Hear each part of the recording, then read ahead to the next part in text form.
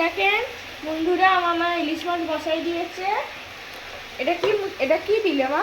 মশলা সর্ষে বাটা। সর্ষে বাটা। ও আর কি যাবে? সর্ষে ইলিশ। সর্ষে ইলিশ। আর কি যাবে? হলুদ। হলুদ হলুদ পড়ে গেল। হলুদ হলুদ।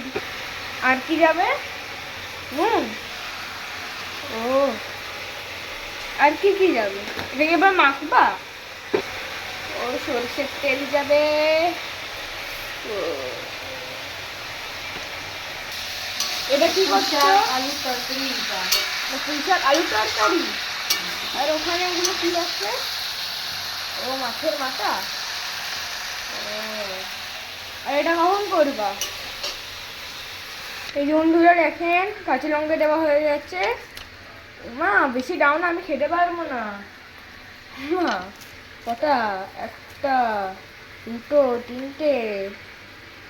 এ বাবা, আরেকটা, আরেকটা।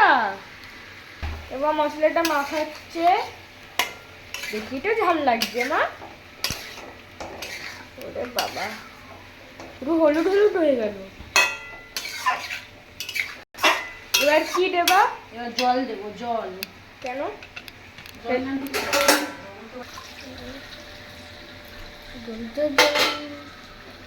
ঝোল কম কষা কষা মতন করবো মা।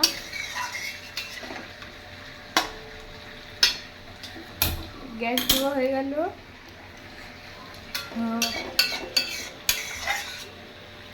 আর এখানে এটা হচ্ছে পুঁই শাক। আর এখানে আমাদের মাছের মাথা হয়ে গেছে। রান্নাটা কমপ্লিট হোক, তারপর আপনার সাথে দেখা হচ্ছে।